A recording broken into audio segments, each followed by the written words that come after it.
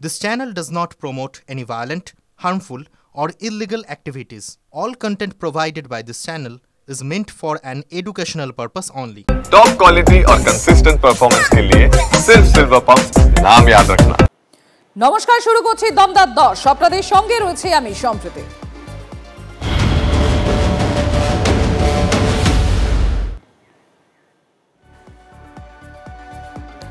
BJP শাসিত রাজ্যে বাংলাভাষী শ্রমিকদের হেনস্থার অভিযোগ। তৃণমূল নেত্রীর নেতৃত্বে মিছিলে থাকবেন অভিষেক বন্দ্যোপাধ্যায়ও। 16 জুলাই কলকাতায় প্রতিবাদ মিছিল করবেন মমতা বন্দ্যোপাধ্যায়। সায়ন্ত রয়েছেন আমাদের সঙ্গে। সায়ন্ত, 16 জুলাই অর্থাৎ আগামীকাল কলকাতায় মিছিল করবেন মমতা বন্দ্যোপাধ্যায়। সেখানে কারা কারা থাকছেন, কারা কারা উপস্থিত থাকছেন এবং কোথা থেকে কোথা পর্যন্ত এই মিছিলের গন্তব্য?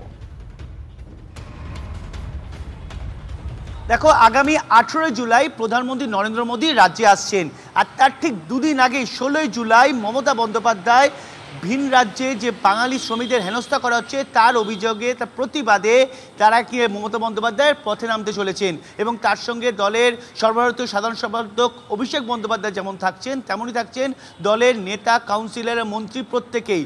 মূলত যেভাবে ভিন রাজ্যে গিয়ে বাঙালি শ্রমিকরা হেনস্থার শিকার হচ্ছেন তার প্রতিবাদেই গর্জে উঠবেন মুখ্যমন্ত্রী মমতা বন্দ্যোপাধ্যায়, এমনই জানাচ্ছে তৃণমূল কংগ্রেসের তরফে। একই সঙ্গে তোমায় জানিয়ে রাখি যে যেহেতু আগামী বছর বিধানসভা নির্বাচন, তাই তৃণমূল কিন্তু পাল্টা বিজেপিকে চাপে ফেলার কৌশল হিসাবেও এই মিছিলটাকে অন্যতম অবলম্বন হিসেবে ধরছে বলেও রাজনৈতিক মহল মনে করছে। তবে 16 জুলাই এই মিছিল অত্যন্ত গুরুত্বপূর্ণ হয়ে উঠতে চলেছে, কারণ বসন্ত কুঞ্জে দেখা গিয়েছে যে তৃণমূলের সংসদীয় প্রতিনিধি দল তারা ধর্নায় বসেছেন এবং কলকাতায় খোদ তৃণমূল সুপ্রিমো মিছিল করতে চলেছেন। অর্থাৎ সব দিক থেকে যদি দেখো তাহলে রাজনৈতিকভাবে কিন্তু তৃণমূল বিধানসভা ভোটের আগে নিজের এই বাঙালি হেনস্থার প্রতিবাদে যে মিছিল তার মাধ্যমে কিন্তু নিজেদের প্রস্তুতি পর্ব শুরু করে দিল। এবং সেই মিছিল মমতা বন্দ্যোপাধ্যায় পথে নামছেন এবং সেই পথে নামাকে কেন্দ্র করেই তাদের প্রস্তুতি, এমনই বলছেন তৃণমূলের সিংহভাগ নেতারাই। তবে নজর থাকবে আমাদের। শান্ত, আপাতত তোমাকে ধন্যবাদ। পাগল না মাথা খারাপ, তৃণমূলে কোথাও কোনো দ্বন্দ্ব নেই। বিজেপি আগে ঠিক করুক কোন সভায় কাকে ডাকবে আর কাকে ডাকবে না। বিজেপির এই যে বাঙালি বিরোধী চরিত্রের মুখোশটা মমতা বন্দ্যোপাধ্যায় টেনে মুখোশটা ছিঁড়ে দিচ্ছেন, সেইটা ওদের সহ্য হচ্ছে না বলেই ধরা পড়ে যাচ্ছে এরা বাংলা বিরোধী, বাঙালি বিরোধী। মমতা বন্দ্যোপাধ্যায় পথে নামছেন বাংলার জন্য, বাঙালিদের জন্য, সেই কারণেই এই ধরনের বিভ্রান্তিকর কথাবার্তা বলছে। অনুপ্রবেশকারীদের কষ্ট হলে মমতা ব্যানার্জির বুকে খুব কষ্ট হয়, তিনি রাস্তায় নেমে পড়েন ঘুরিয়ে দেওয়া দৃষ্টিটাকে, নিজের অকর্মণ্যতাকে চাপা দেওয়ার জন্য। মমতা ব্যানার্জি একজন অসফল শাসক, আর চিরদিন অযোগ্যতার দায় অন্যের ঘাড়ে উনি চাপিয়ে এসছেন। আপনি খেতে দিন, কেউ যাবে না, আপনার বাঙালির জন্য নয়, বাংলাদেশিদের জন্য কষ্ট। আপনি দিল্লিতে কাউকে জিজ্ঞেস করুন বাংলাভাষী দেখলে, মুর্শিদাবাদ থেকে Aadhaar card, ration card, voter card করে গেছেও, তাও মুর্শিদাবাদ নাই, সে বাংলাদেশের, তার হালচাল ভাষা দেখলে বোঝা যায়। তো সেই বাংলাদেশি অনুপ্রবেশকারী মুসলিমদের বাঁচাবার জন্য মমতা ব্যানার্জির খুব কষ্ট, আগেও করেছেন, এখনও করেছেন, আর ওদের দয়ায় বেঁচে আছেন। ওরা যা বলবে তাই করবে, আর তার জন্য উনি প্রাণপাত করবেন। এপার বাংলার বাঙালি হিন্দু মুসলমানের জন্য কোনো চিন্তা নাই। 26-এর আগে বাঙালি অস্মিতা ইস্যুতে শান তৃণমূল কংগ্রেসের বাংলার পাশাপাশি দিল্লিতেও আন্দোলনের ঝাঁজ। জ্যোতির্ময় কর্মকার রয়েছেন আমাদের সঙ্গে। জ্যোতির্ময়, তাহলে 26-এর আগে কি এভাবেই বিজেপিকে পাকে ফেলার চেষ্টা তৃণমূলে? 26-এর আগে বাঙালি অস্মিতা ইস্যুতে শান তৃণমূলের বাংলার পাশাপাশি দিল্লিতেও আন্দোলনের ঝাঁজ। দিল্লিতে জয়হিন্দ কলোনিতে বাঙালিদের হেনস্থার অভিযোগ, প্রতিবাদে ধর্ণা কর্মসূচির আজ দ্বিতীয় দিন। 26-এর আগে বাঙালি অস্মিতা ইস্যুতে শান তৃণমূল কংগ্রেসের বাংলার পাশাপাশি দিল্লিতেও আন্দোলনের ঝাঁজ। দিল্লিতে জয়হিন্দ কলোনিতে বাঙালিদের হেনস্থার অভিযোগ, প্রতিবাদে ধর্ণা কর্মসূচির আজ দ্বিতীয় দিন। আমার आधार कार्ड, आइडेंटिटी कार्ड सब बोलो देखे, ये बांग्लादेशी है, ये कागज के सॉन्ग 54 का है, ये सॉन्ग 80 का है, सॉन्ग 62 का है। বাংলাদেশি বলে একটা মাহল তৈরির চেষ্টা করছেন যেসব রোহিঙ্গা আর বাংলাদেশিদের মমতা বন্দ্যোপাধ্যায় যেন অনুপ্রবেশ করাচ্ছেন বর্ডার খুলে দিয়ে, এরকম একটা মাহল চেষ্টা করছেন বানাবার। কিন্তু এটা সর্বৈব মিথ্যা, সেটা ওরা প্রমাণও করতে পারছেন না। সাধারণ মানুষ যারা থাকে, যারা ভোট দেয়, তাদেরকে রাস্তা দেয়নি, নোংরা, গিদল, জঞ্জাল, মানে এভাবে মানুষ থাকে, সেটার উপকার না করে এটা এখন উচ্ছেদ করে যদি এখানে সাতমহলা কিছু বানানো যায় সেই লক্ষ্যে আছেন। অ্যাডিশনালি বাংলাদেশি বলে এদেরকে মমতাকেও দেখে দেওয়া হলো আর এদেরও উচ্ছেদ করা হলো, খুবই দুর্ভাগ্যজনক। বাংলার লোকজন বলে জলের লাইন কাটা হয়নি।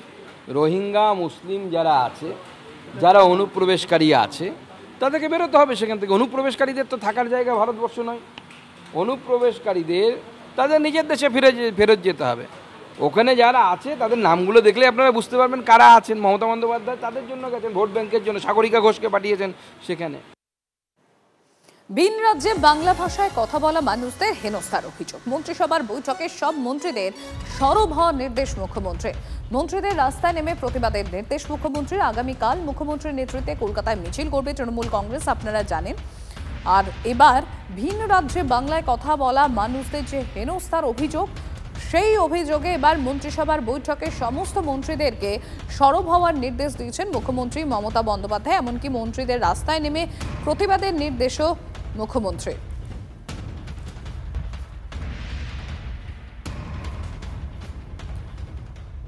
বিজেপি নেতা জগন্নাথ চট্টোপাধ্যায়ের সঙ্গে আমরা যোগাযোগ করতে পেরেছি। জগন্নাথ বাবু, ভিন রাজ্যে বাংলা ভাষায় কথা বলা মানুষদের হেনস্থার যে অভিযোগ উঠছে সেটা নিয়ে এবার মুখ্যমন্ত্রী তিনি নির্দেশ দিয়েছেন মন্ত্রিসভার বৈঠকে যে সব মন্ত্রীদের সরব হতে হবে, রাস্তায় নামতে হবে। আগামীকালও তারা রাস্তায় নামছেন এই নিয়ে, আর ওদিকে দিল্লিতেও তারা ধর্নায় সেই ঝাঁঝ বাড়াচ্ছে। কিভাবে দেখছেন গোটা বিষয়টি? দেখুন, বাংলা ভাষী আর বাংলাদেশি এই দুয়ের মধ্যে অন্তর আছে। মুখ্যমন্ত্রীর কাছে আমাদের স্পষ্ট প্রশ্ন যে গত 1.5 দশকে পশ্চিমবঙ্গে 1 কোটি যে বাংলাদেশি ভোটারের নাম উঠেছে, সেই বাংলাদেশি ভোটারদের তিনি ভোটার তালিকায় রাখতে চান কিনা।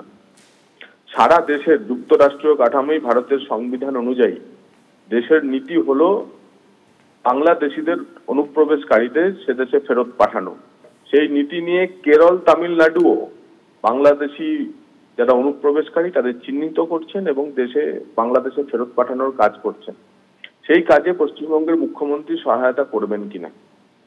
তিনি যেভাবে বাংলাদেশি এবং বাঙালি এদেরকে মিলিয়ে দিতে চাইছেন, এক করে দিতে চাইছেন, তা একটি বিপজ্জনক খেলা। দেশের নিরাপত্তার জন্য ভয়ঙ্কর এক দায়িত্ব জ্ঞানহীন পদক্ষেপ। মাননীয় মুখ্যমন্ত্রীকে এটাই বলবো যে আপনি বাঙালি আর বাংলাদেশিকে গুলিয়ে দেবেন না। জীবনে ভোটে জেতাটা, ভোট ব্যাংকের রাজনীতি করাটাই সব শেষ না।